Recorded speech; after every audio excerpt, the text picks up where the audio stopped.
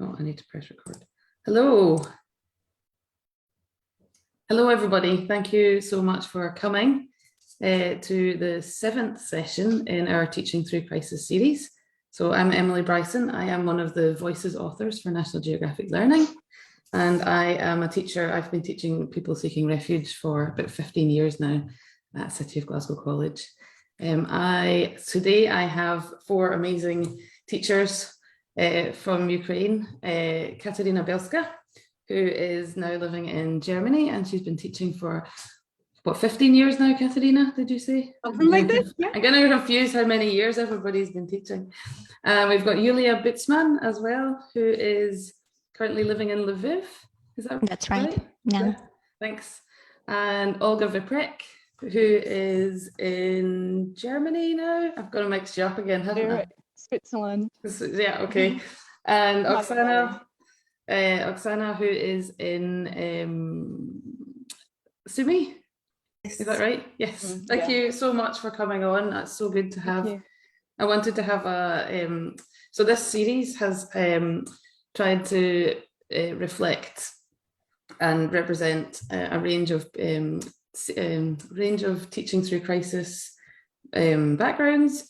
So, for example, we had Paul Dummett on talking about teaching people from refugee backgrounds, and then we had Catherine Billsborough on talking about incorporating refugee matters. We had Alex Palinak talking about trauma-informed practice, and we had Laura Agbaso sharing her experiences, or her lived experience of moving to the UK, her forced displacement, and also teaching with trauma experienced learners. And then we had Emily Wilson talking about teaching adults in refugee camps. And then we had Polly, Holly and Rania from Amala, who were also talking about teaching young adults in refugee camps. So if you want to catch the rest of the series, you can go to the Teaching Through Crisis website, where we're going to put all of these. But we'll continue with our session today. So thanks so much for coming on. If you'd just like to start with introducing yourselves and saying a little bit about your teaching context. So Katerina, would you like to start? Yes, my name is Katerina. I've been teaching English for 15 years. Currently, I'm working for an IT company, one of the largest in the eastern part of Ukraine, SoftServe. So, and mainly I'm teaching English to adults. So the main target audience for me, technical staff, they're programmers, testers, so people who are engaged in developing different applications and programs. So actually what I can say, like, I do love my profession. I do love what I do. So because it's really inspiring and motivating. And I do believe that English is not just like a tool that can help people to reach their goals, but there is something beyond it, something more, and something, I would say, more life affirming, yes, inspiring. Yeah, it really, yeah, I'd agree with that. And Yuliia? Yeah, so I've been teaching English for approximately 10 years now. So I tried to find my career path when I was studying at university. So I used to work as a private tutor, counselor in an English summer camp, then a full-time teacher at a foreign language gymnasium. And by chance, I was invited for an interview to an IT company where I worked for a bit more than 4 years teaching adults. And that's when I realized that teaching English to adults is actually my vocation. So I took CELTA course, which helped me to hone my professional skills, to broaden somehow my knowledge. And last year, just a few months before the war, I made up my mind to change life a bit, to move on. And I also joined the company where Kate is working now. That's a SoftServe, an IT company. Right now I'm teaching adults, and that's actually my passion, teaching English. It's not just my job. That's something that I really love doing. Yeah, great. And Olga? Oh, I think you need to, your headphones are, oh, no. Is that better? Oh yeah, it's better now. Yeah. So Emily, I have a mixed culture. So I'm Ukrainian Australian, and I was born in Australia, but I still have family in Ukraine. And we've been traveling there, working and living there in the last recent years. So growing up, I was very involved with the refugee culture because of my family. And I was doing work in Australia and also through businesses I was involved in. I've lived in other countries doing business training and teaching for quite a few years. And since I got to Ukraine, I've been invited to do a few big sort of volunteer programs. One of them is Go Camp, which is the biggest educational program in Eastern Europe. And in most recent years, I've been working with military families in parts of Ukraine. So with the war since 2014, we've had people relocated from various parts of Ukraine. I've been working with veterans, their families, and children who have already been traumatized even before this event. I'm also a drama teacher, so I use a lot of my methods within my classes, within my training, and most recently I've relocated. So I've now got a third culture to work with in Switzerland, and I'm working with, when I left Kyiv, I had a few portfolios, and one of the schools I was working with, they sort of decided to put the lessons frozen. But I had a few other private students that we continued. And then during relocation and after relocation in Poland and in Switzerland, I've become involved with the Swiss government and their education program. So we're looking after the refugees as they relocate. And there's a very extensive program here to integrate the children and also the adults. So I've become involved with that. And it's just a huge exercise. I'm really enjoying it. And I find that it actually helps. Being in Ukraine during that period and then relocating, it's helping us with what we're going through since we left as well. So it's very important, I think, that we continue what we're doing in Ukraine and also face-to-face in any of these relocated areas with the students. That's me. Yeah, you're a busy woman. And Oksana? Yes, thank you, Emily. My name is Oksana, and I teacher of teachers, how my kids say. I have a 15 years practice on postgraduate pedagogical education, and I work now in Sumy region postgraduate pedagogical institute with the teachers who teach history and digital technologies. At the last is my own theme, because I'm a teacher and history and digital technologies also. So from the 2018, we have online teachings because we have pandemic and now we have a war in Ukraine. So we try to help our colleges, our teachers, our schools, how to didn't stop the educational for our children, because it's about our future. And even now we haven't traditional opportunities to learning, to teaching, to working. We believe that will be good in the future for us. Yeah, it's so you're actually teaching a little time, a little difficult time. Yeah, really difficult times. And yeah, so you're actually teaching the teachers how to continue teaching through this crisis. Yeah, that's amazing. And so you're teaching online? I believe all of you are teaching online, yes? Yes. We before the war, I remember 23rd of February, I have a class on my auditory in institute. Okay. Then 20th of Wow. February. So you and- just went back after COVID and Yes. then, Yes. wow, Mm. that's hard. I think we all, when we were all still in Ukraine, I think we all just went back after COVID to our classes, and then when we were getting the warnings, we still continued during warnings. We all continued teaching in Ukraine. Yeah. And that And- was, yeah. So I heard about Katerina because I saw a video of her. I think it was on the Lexical Lab or Hugh Deller's news feed. And I think you were teaching in a hallway. Was that right, Katerina? Yes, I continued teaching even when the war started. But I was lucky maybe because I had more or less suitable facilities for this.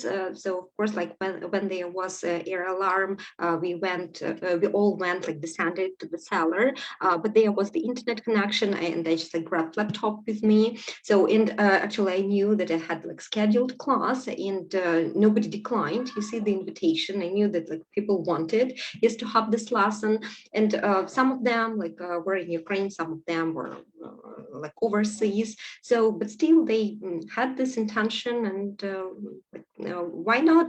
Because like as I told you, teaching is not about like only giving some tools, giving some knowledge, practices, but it's also about I think like giving people a chance to align with each other who share the same pain, and to be together, for a while, to understand that they are not alone, that they have support, that they have backup, from their colleagues. So, and sometimes it's just like necessary for a person to splash the emotions that they have. So, and why not to do it in English? So you can practice, your speaking skills, but at the same time, you get a kind of like psychological, mental support. Yeah, because I guess you and your students are going through the same thing, aren't you? So there's that kind of shared understanding. And yeah, I think by giving to the students, we're actually receiving, because we're receiving feedback, we're receiving emotions from them. And that's why as a teacher, it's important that we maintain a professional frame with what we're giving, what they see, the emotions we're giving. We need to stay self-motivated, consistency, the interaction is important. So not just lecturing, but making sure that lessons are interactive, that they're active rather than passive. So rather than just listening to us as a traditional school, we need to, and this is something that Western teaching alludes a bit more to, Western programs where the kids are more interactive, they're participating. So as such, it becomes a little bit like a psychological support for kids and adults doing this kind of thing. I know for myself, that's why I introduced the drama and the theatrical elements, because repetition only goes so far, but interaction and participating really gets them involved, and it sort of brings them back to the classroom a little bit that we had. And how do you do drama over Zoom or over Teams? We do a lot of crazy fun things. We do plays and different poems. I ask them to recite things. I have different methods and programs that I've learnt from my theatre background that I introduce. It could be a particular warm-up exercise or something that gets them involved. But because it's drama through English, they're still learning, and they're getting the English, they're getting involved. They feel the emotions coming through, and the parents can see that the kids are processing those emotions. So it keeps them happy. And for us, we're just happy when we can give. I'm happy when I can give to the Ukrainian children and to Ukraine as a country.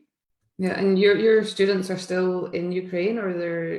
Yes, I have students in Ukraine, but a lot of my students have relocated, and they've since contacted me and asked for online classes. Also here we have a very large refugee relocation from Ukraine.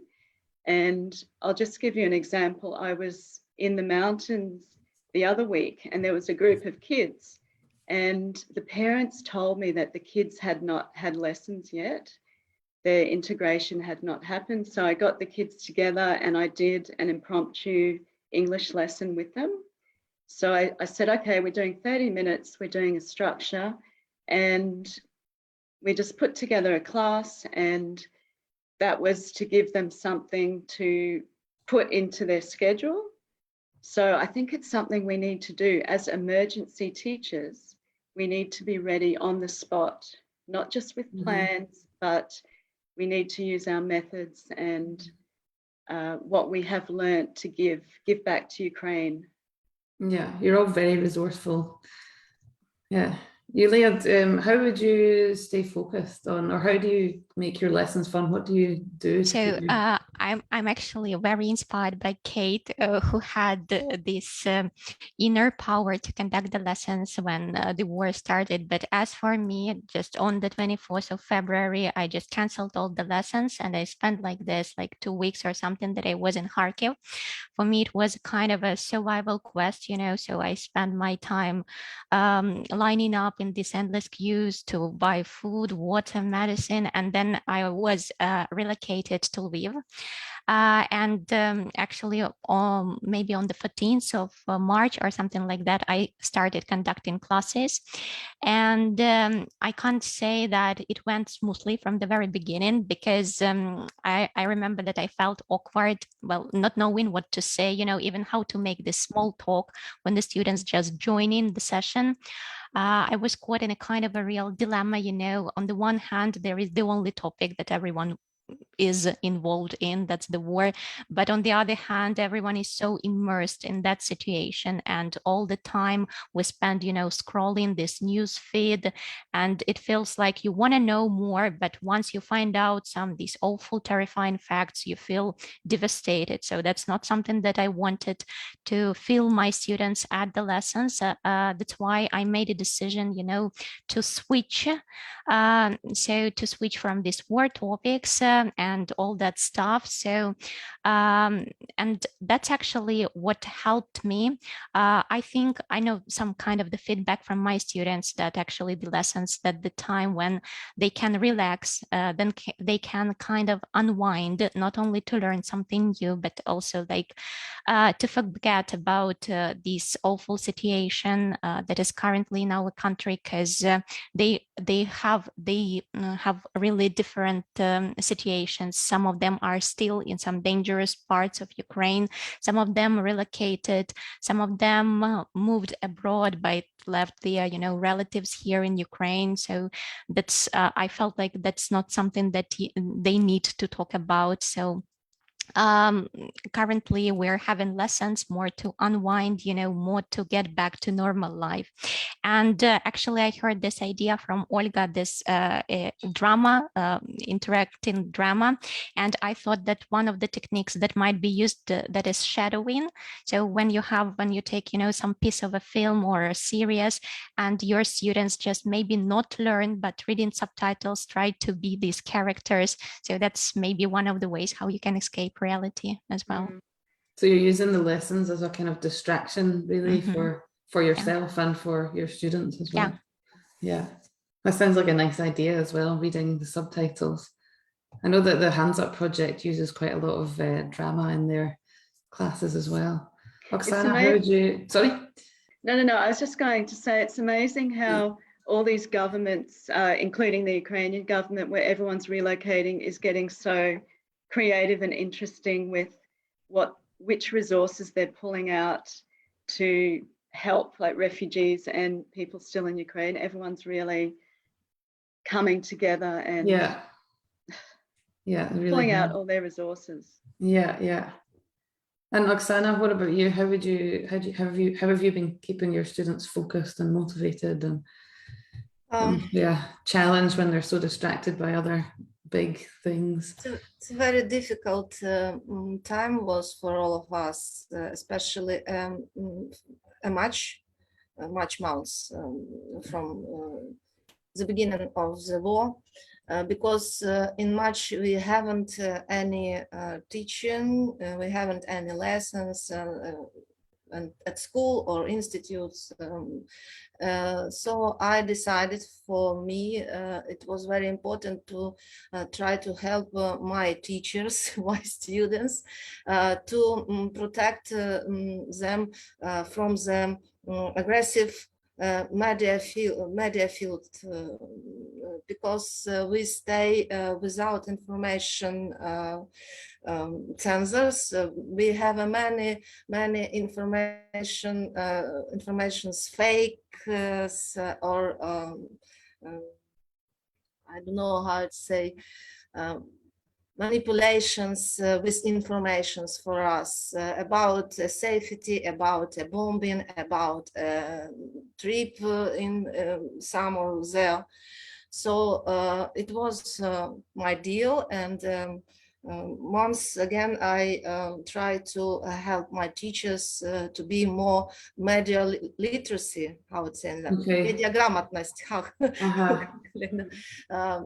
because it one part of my job in institute, how we can be to more protected in this aggressive media field. So and now from April and until now we have our online training, online lesson with our teachers, with our kids, and as for my mind, as for me, like mother and like teacher, more difficult for now is primary school, children in primary school, because they have social isolations. I would say they haven't possibility to play with their friends. They haven't possibility to go to their school, to their teacher, to their class, and it's very traumatically for them and for their parents also, because parents need to be on a job out of home, and children stay alone. So it's a very big problem for teachers who in primary schools now, and we try to help and teachers and children in primary schools and their parents. And in Ukraine, from the 2018, there is a national project for primary schools named a New Ukrainian School. And in this project, we try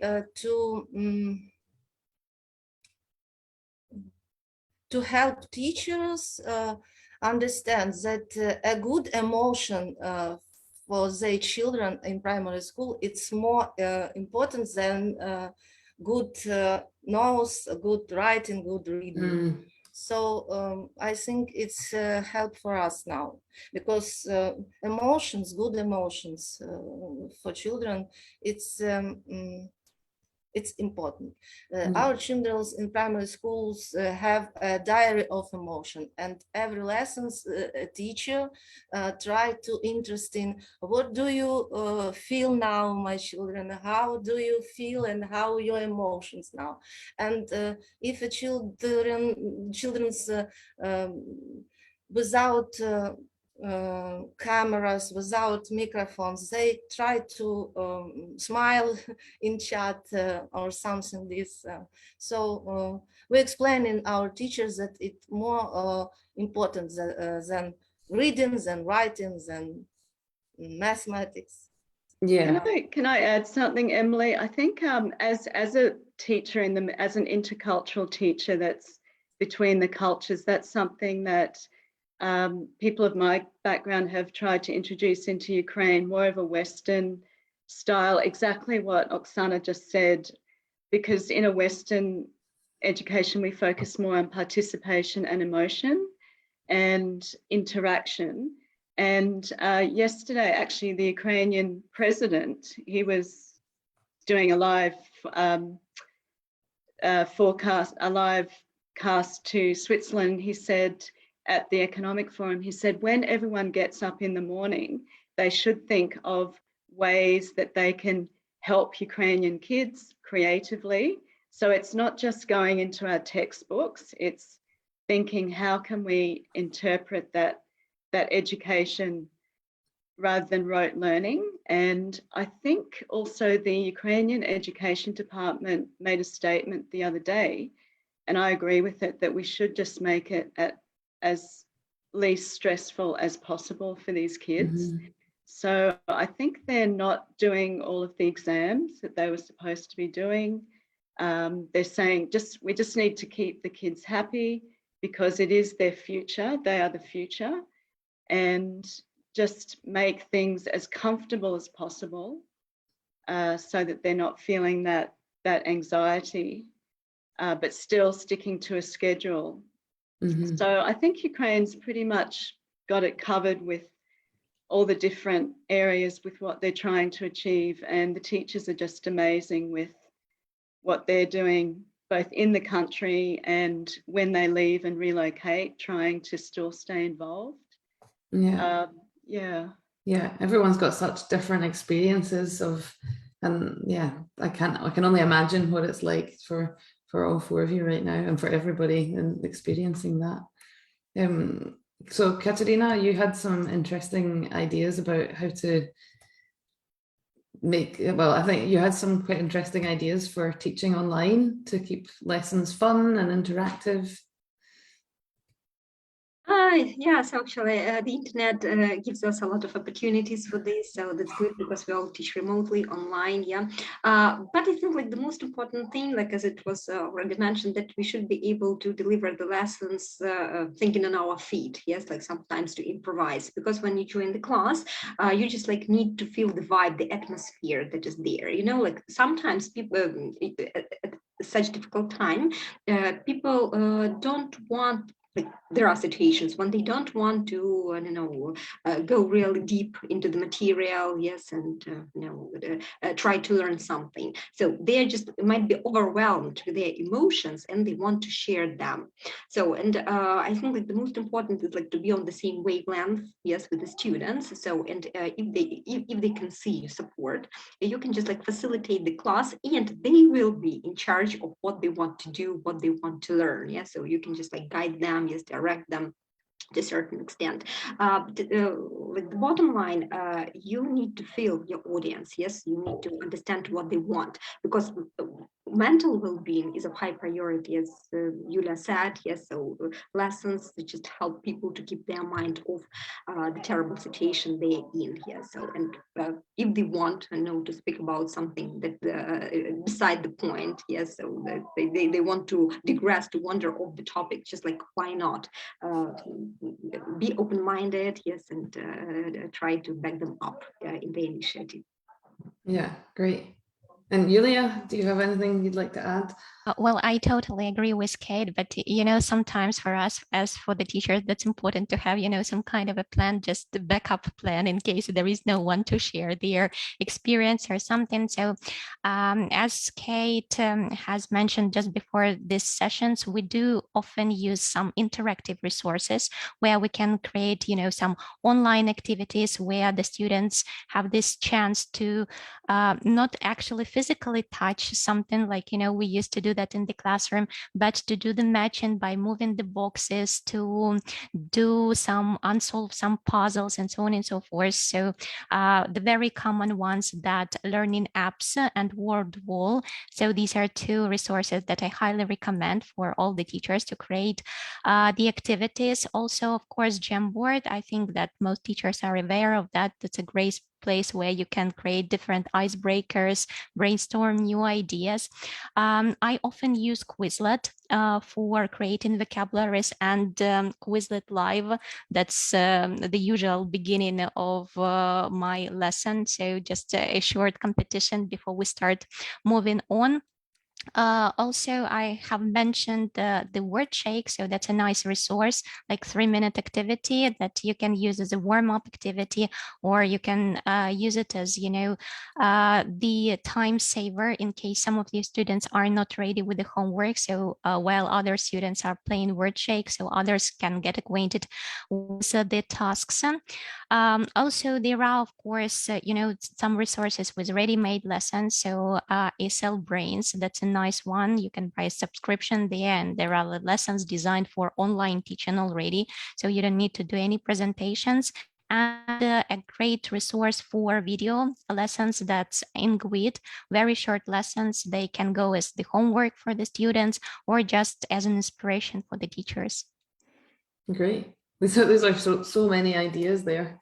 I love using. Sorry. Yeah. Emily, how about your National Geographic series? They're also very good. Yeah. And I've used them in the past few years. They're great for science, geography. You can make a full lesson from them if you're stuck for something. And I had a quick scroll after I met you, and there's some new additions there for online teaching as well during the crisis. Yeah. Thank you for giving those a shout out. And the videos, if you go to the teaching, sorry? The videos are just great. So on YouTube, you love them? Good. Yeah, there's some really lovely videos on there. So they can be like a perfect material for warming up, like for kicking off. Yeah, so they're quite concise, yes, really informative, and they can give food for thought. So that's just like perfect. Yes. Oh, good. I'm so glad you're using them and you're finding them useful. So yeah, the on the Teaching Through Crisis website, and Anna from National Geographic Learning is putting in the comments at the moment the Teaching Through Crisis link. So there's a whole series of short videos that you can send to your students and you can use in class and just exploit them whatever way you want to, as you are all experienced teachers. So any other activities that you would like to talk about, or resources, sorry, that you'd like to talk Emily, about? can I just mention something that we touched on before we went live, just with equipment? We can all understand that with everyone teaching, that some people don't have permanent equipment. Yeah. For example, I know people inside Ukraine, they're using phones and just also being creative with all sorts of equipment there. I know even after I've relocated, I'm borrowing laptops at the moment because I left all my stuff in Kyiv. I know there are teachers in other countries, my colleagues, that are going to internet cafes and things like that. So people are being very resourceful and dedicated towards this whole project. And I just think Ukraine and the Ukrainian teachers are so strong. Agree. And the foreign teachers as well, for what they're doing towards supporting students during this time. So I think the key is to be adaptable. Because when you're adaptable, you know your audience can grow with you, your audience is with you, and it creates positive emotions all around, which is good. Yeah, I'm just amazed by the resilience and resourcefulness of everybody. So, and Oksana, do you have any resources that you use or ways around? Around having minimal resources or lack of devices, any tips for that? Yeah, thank you, Emily. Yes, we have resources and in digital instruments, we say it, we know it. So we try to be with our teachers like they be with they teachers, and we to propose them be like your pupils, be like your children, and not listening, but more interactive, more doing. So especially now, many digital resources stay free for Ukrainian teachers. So we try to find interesting instruments in online education, like virtual reality or 3D models, or something else. And we propose our for our colleagues, for teachers in Ukraine, these instruments. But we have a problem with internet and with devices, because very often situation like one laptop or one smartphone and two children, two pupils, and their parents need to be on a walk online too. So we try to understand how we can help our teachers and our pupils in this situation. So for us, it's a very big good things. It's Microsoft Online with their teams and instruments, and Google Classrooms. So, where our teachers and our pupils can find all of contents they need for their learning 24 hours on a day. So when they stay in safe and the way they have internet or laptop, they can go to their accounts in class, virtual class, and find what they need. So it's very important for us now, I think. Yeah. And I hope we have a big experience in online on digital instruments, and they will be helpful for us in the future, I think. Yeah. I don't understand how we can be in traditional educational systems without these instruments. Even we have a face-to-face teacher, learning, teaching, and more. Yeah, so many challenges. Yes. And good advice. So I think there'll be a lot of people watching this who'll be probably wanting to help Ukraine. And would you have any suggestions for how other teachers that are watching this could be helpful? Emily, with my other culture, which is in Australia, they're welcoming lots of refugees, and I'm involved in that part as well. So I can see that lots of Australians are volunteering to teach down there online and also face-to-face. So maybe that's something that Australian viewers could get involved with, and I can put them in touch with people. There's also Ukraine Crisis Appeal, which was set up by the Ukrainian diaspora in Australia, and they're looking after the refugees there. There are also several other online programs through Ukraine where people can volunteer to assist, and I can give you some of those links as well. Great. Yeah, if you share the links, we'll put them in the comments, and we'll also put them in the Teaching Through Crisis website, which has not only the videos that Katerina and Olga were saying, and these videos, it also has a whole series of useful links and resources as well. Yeah, thank you for that, Olga. Anyone, Katerina, do you have any other examples of things that teachers could do to help? So, like, speaking about funds, our organization is running a big charity fund that is called Open Eyes. So, and they engaged in helping the refugees. They engaged in helping our army, to fight. So I will also share the link. Okay, great. And Yuliia, any suggestions? So we're working with Kate in the same company. So we will provide you with the link here. And also, I think that all the teachers that might want to help our kids, or just people, very often those who relocated find themselves in the situation when they cannot find job just because they don't know the language, or they just don't have the sufficient level for applying for a job. So maybe some teachers might volunteer organizing some classes, or maybe speaking clubs or something, so to help just people find temporary jobs, just to be able to live somehow they are abroad. Okay, great, thanks. And Oksana? I don't know what to say. I think that in our situation, when we stay in Ukraine in war, especially our teachers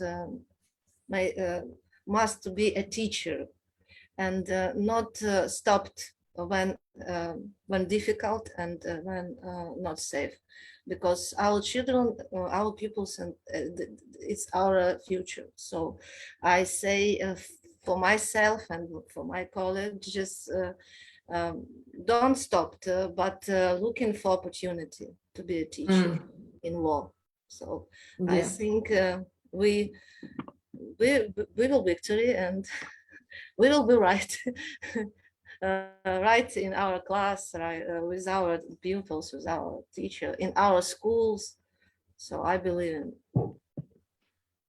that's what I say. Great.